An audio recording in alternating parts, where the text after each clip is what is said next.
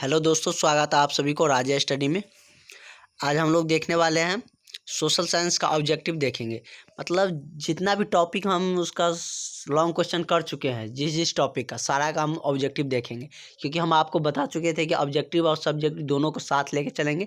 क्योंकि जितना ही महत्व सब्जेक्टिव से हमको जितना नंबर आएगा उतना ही हमको ऑब्जेक्टिव से भी नंबर आता है।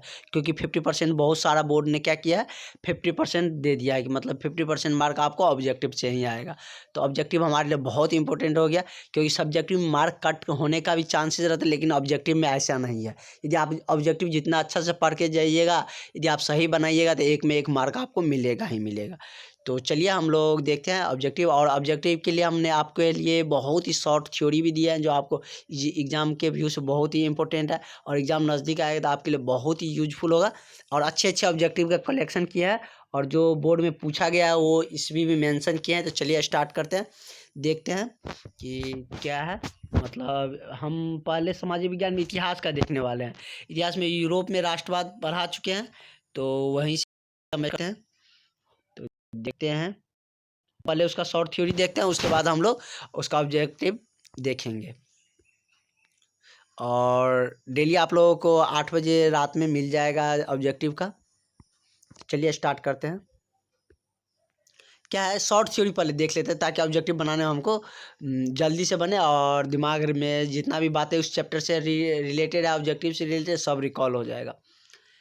राष्ट्रवाद यूरोप में 19वीं शताब्दी में उन्नत एवं आक्रमण रूप ले लिया। मतलब यूरोप में राष्ट्रवाद मतलब देश की आज़ादी, वो गुलाम था, तो वो क्या हुआ कि यूरोप में 19वीं शताब्दी में क्या हो गया, उन्नत हो गया, आक्रमणकारी रूप ले गया। लेकिन नहीं, सबके मन में आया कि नहीं, हम अब देश को आज़ाद करेंगे ही करेंगे। तो कब आया था? 19वीं शताब्दी में। उसके बाद है कि सन 1815 ईस्वी में, वायना सम्मेलन में ब्रिटेन, रूस, फ्रांस, ऑस्ट्रेलिया जैसे यूरोपीय देश थे, जिसकी मेजबानी ऑस्ट्रेलिया के चांसलर किसने किया था? मेटरनिक ने। अब देखिए इससे कितना क्वेश्चन बन सकता है। इससे दो ऑब्जेक्टिव ऐसे ही फ्रेम किए जाते हैं कि वायना सम्मेलन कब हुआ था। फर्स्ट बात यह है कि वायना सम्मेलन कब हुआ था, और ये भी पूछ सकता है कि कौन कौन उसमें भाग लिया था। 4 ऑप्शन दे देगा, 3 को दे देगा, नॉन ऑल ऑफ दीज कर देगा, तो 2 को हो गया। उसके बाद ये पूछा जाता है कि वायना सम्मेलन का मेजबानी किसने की थी। जैसे इसमें लिखा हुआ कि मेटरनिक ने वायना सम्मेलन का मेजबानी किया था। 2 क्वेश्चन आता है इस थ्योरी पोर्शन से हमको 2 क्वेश्चन बन जाता है। यदि आपको एग्जाम नज़दीक है, आप इतना ही थ्योरी पढ़ के गए, तो आपका यदि ऑब्जेक्टिव ये दोनों से रिलेटेड आएगा तो आपको बनेगा ही बनेगा। इसलिए आपके लिए शॉर्ट थ्योरी दिए हैं, और ये क्वेश्चन पूछा भी गया है। नेक्स्ट में हम लोग आगे में देखेंगे भी। उसके बाद है, नेक्स्ट पॉइंट है कि 1830 ईस्वी की क्रांति ने फ्रांस में बुर्बो वंश का क्या हुआ था? अंत कर दिया था। मतलब जिसका शासन उसमें चल रहा था ना, बुर्बो वंश का, उसका क्या हुआ था? अंत हो गया था। कब? 1830 ईस्वी में। उसके बाद नेक्स्ट पॉइंट है कि लुई फिलिप स्वर्णिम वर्ग मध्य गति का अवलोकन करते हुए 1840 ईस्वी में क्या हुआ? गीजो का प्रधानमंत्री नियुक्त हुआ था। उसके बाद नेक्स्ट पॉइंट देखते हैं। नेक्स्ट पॉइंट बहुत ही इंपॉर्टेंट है, क्या कि इसे बहुत बार क्वेश्चन फ्रेम किए जाते हैं, बहुत ज़्यादा इसे ऑब्जेक्टिव बन भी सकता है। 1871 ईस्वी में इटली का एकीकरण हुआ था। यदि पूछा जाए इटली का एकीकरण कब हुआ था, 1871 ईस्वी में इटली का एकीकरण हुआ था, जिसमें काबूल, मेजनी और गैरिबोल्डी और इमैनुअल का जैसे शासक का योगदान था। मतलब क्या? काबूल, मेजनी और गैरिबोल्डी का प्रमुख उसमें क्या था? योगदान था। जैसे हमारे देश को आज़ाद करने में गांधी जी और सुभाष चंद्र बोस, चंद्रशेखर आज़ाद, ये सब का बहुत ज़्यादा योगदान था। उसी तरह इटली के एकीकरण में किसका? काबूल, मेजनी और गैरिबोल्डी का योगदान था। इस सब के बारे में हम अलग अलग देख चुके थे कि मेजनी क्या था, कौन था, काबूल कौन था, गैरिबोल्डी कौन था। मेजनी को क्या माना जाता है? इटली का मसीहा माना जाता था। इसको एक काबूल को काबूल को क्या माना जाता था? एक सफल राजनीतिक। और गैरिबोल्डी को इटली का तलवार माना जाता था, क्योंकि ये मार काट करके चंद्रशेखर आज़ाद जैसे आज़ादी चाहता था। उसके बाद हम देखते हैं नेक्स्ट पॉइंट।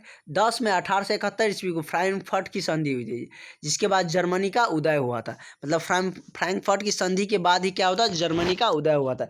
इसमें कंफ्यूज मत करिएगा। 1871 ईस्वी में फ्रैंकफर्ट की भी संधि हुई थी, ये भी ऑब्जेक्टिव में बहुत बार पूछा जाता है। और 1871 ईस्वी में जर्मनी का भी, इटली का भी एकीकरण हुआ था। और फ्रैंकफर्ट की संधि के बाद ही क्या होता है? जर्मनी का उदय भी हुआ था, मतलब 1871 ईस्वी में। चलिए, मेरा फर्स्ट क्वेश्चन यही है। ऑब्जेक्टिव का, कि इटली के एकीकरण कब हुआ था। क्या है कि वस्तुनिष्ठ प्रश्न में पहला क्वेश्चन क्या है कि इटली का एकीकरण कब हुआ था। तो कब हुआ था अभी हम लोग देख चुके थे शॉर्ट थ्योरी में कि इटली का एकीकरण 1871 ईस्वी। तो बी ऑप्शन हमको सही हो गया। उसके बाद सेकंड है कि यंग यूरोप का संस्थापक कौन था। यंग यूरोप का संस्थापक कौन था। तो कौन था यंग यूरोप का संस्थापक। गैरिबोल्डी था। गैरिबोल्डी ने यंग यूरोप का स्थापना की थी। उसके बाद थर्ड क्वेश्चन है, इटली एवं जर्मनी के एकीकरण के विरुद्ध में निम्नलिखित में से कौन था। मतलब इटली और जर्मनी दोनों को एकीकरण नहीं होने देता था। मतलब छोटे छोटे प्रांत में जो बता था ना उसको एक नहीं होने देता था। तो कौन था सबके लिए बाधक कौन था। ऑस्ट्रिया ही। ऑस्ट्रिया ही इटली को भी एक नहीं होने देता था और जर्मनी को भी एक नहीं होने देता था। चलिए क्लियर है। उसके बाद ये क्वेश्चन तो बहुत बार पूछा जाता है, शॉर्ट क्वेश्चन भी है लेकिन बहुत बार पूछा भी जाता है कि गैरिबोल्डी पेशे से क्या थे। मतलब क्या थे, किसान थे, दार्शनिक थे, नाविक थे या सिपाही थे। क्या थे मतलब गैरिबोल्डी पेशे से नाविक थे। क्या थे नाविक थे। इसमें कंफ्यूज मत करिएगा, गैरिबोल्डी पेशे से नाविक थे। पांचवा क्वेश्चन है कि गुटेनबर्ग का जन्म कहाँ हुआ था। फर्स्ट ऑप्शन है अमेरिका में, जर्मनी में, जापान में और ब्रिटेन में। तो कहाँ हुआ था इसका जन्म। जर्मनी में। गुटेनबर्ग का जन्म कहाँ हुआ था। जर्मनी में हुआ था। उसके बाद है यूरोप का मरीज किसे कहा जाता है। क्या है कि यूरोप का मरीज किसे कहा जाता है। 2019 के सेकेंड पाली में पूछा भी गया है बिहार बोर्ड में कि यूरोप का मरीज किसे कहा जाता है। तो तुर्की को यूरोप का क्या कहा जाता है, मरीज कहा जाता है। उसके बाद है क्या वायना सम्मेलन कब हुआ था। कब हुआ था वायना सम्मेलन, हम लोग देख चुके थे 1815 ईस्वी में हुआ था। वायना सम्मेलन कब हुआ था 1815 ईस्वी में। तो कौन हो गया सही, मतलब ऑप्शन नंबर सी सही हो गया। 1815 ईस्वी में वायना सम्मेलन हुआ था। उसके बाद क्या है कि हाँ 1815 ही है, शॉर्ट थ्योरी में भी था। उसके बाद है कि वायना सम्मेलन का मेजबानी किसने किया था। तो अभी भी देख चुके थे, क्या बोले थे इससे दो क्वेश्चन मतलब फ्रेम हो सकता है। तो वायना सम्मेलन का मेजबानी किसने किया था, मेटरनिख ने किया था। चलिए दोनों क्वेश्चन हम देख चुके। उसके बाद क्या है, उसके बाद है कि जर्मनी रायन राज का निर्माण किसने किया था। जर्मनी रायन राज का निर्माण किसने किया था। फर्स्ट ऑप्शन है लुई 18वां। उसके बाद नेपोलियन बोनापार्ट, बिस्मार्क और नेपोलियन। तो किसने किया था जर्मनी रायन राज का निर्माण। तो नेपोलियन बोनापार्ट ने किया था। नेपोलियन बोनापार्ट ने ही क्या किया था, जर्मनी रायन राज का निर्माण किया था। उसके बाद है क्वेश्चन नंबर 10 देखिए 2020 में पूछा गया है, फ्रैंकफर्ट की संधि कब हुई थी। फ्रैंकफर्ट की संधि अभी नहीं देखे, जस्ट देखे शॉर्ट थ्योरी में।